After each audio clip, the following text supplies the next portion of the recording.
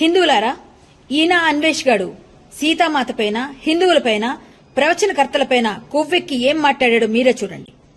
సీతాదేవి తర్వాత ద్రౌపది ఏ టీషర్ట్లు వేసుకున్నారా రేపులు అయ్యాయి.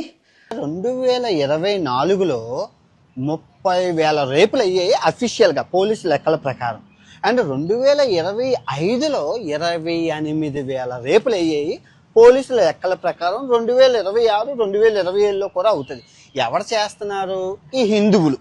ఇంకా అవుతుంది ఎవరు? హిందూ ఆడపిల్లలు, క్రిస్టియన్ ఆడపిల్లలు, ముస్లిం ఆడపిల్లలు, చిన్న పిల్లలు, ముస్లిం మామూలు చీరలు కట్టుకున్న వాళ్ళు, పద్ధతిగా ఉన్న వాళ్ళ మీద రేపులు చేస్తున్నారు. ఇప్పుడు హిందుస్థాన్లోనే చీర కట్టేసుకోవాలి, బట్టలు ఈ సంస్కృతి సాంప్రదాయం గొద్దలో పెట్టుకో. అమ్మాయి విషయంలో కాదు, స్త్రీకి నచ్చినట్లు స్త్రీ బతకాలి. గరికపాటి నరసింహారావు గారికి మీకు మూడు వస్తుంది, ఎందుకంటే ఉప్పు కారం తింటున్నారు కాబట్టి. 65 సంవత్సరాల్లో మీ రూపాయి బ్లేడ్ పెట్టుకుని కట్ చేసేస్తా. శివాజీ నీకు కూడా ప్రాబ్లం ఇక్కడ అమ్మాయిలు. నాకైతే ప్రాబ్లం లేదు. ఇస్లామిక్ మతంలోని, హిందూ మతంలోని చాలా దారుణం. ఒక్క క్రిస్టియన్ మతంలోనే ఆడడానికి స్వేచ్ఛ. అరే బీచ్ల్లోని అమ్మాయిలు అందరూ హ్యాపీగా లేరు, గాలి తగలాలయ్యా. బీహార్లో మన అమ్మ గోమాత, కడుపుతో ఉన్న గోమాతని 8 మంది మన హిందువులు బలాత్కారం చేశారు, రేప్ చేశారండి. బలాత్కారం చేశారు కడుపుతో ఉన్న గోమాతని. మన అమ్మ మా అమ్మరా.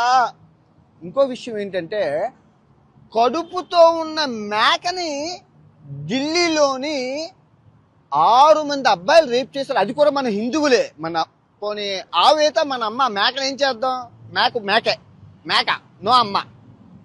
తర్వాత 2025లో 56 కుక్కలని రేప్ చేసాం మనం. కేసులు కూడా నమోదయ్యాయి. అంటే ఇంట్లో ఉన్న కుక్కల్ని రేప్ చేసేస్తా ఉంటాం. గుళ్ళని చెదగదింగు. ప్రతి గుడి మీద అమ్మాయిలు అర్ధనగ్నంగా ఫోటోలు అవి ఉంటాయి.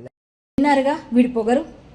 మీలో హిందూ రక్తం ప్రవహిస్తూ ఉంటే, మీలో చీము నెత్తురు ఉందనిపిస్తే వెంటనే వెళ్లి ఈ నా అన్వేష్ గాడి ఛానల్ని అన్సబ్స్క్రైబ్ చేయండి.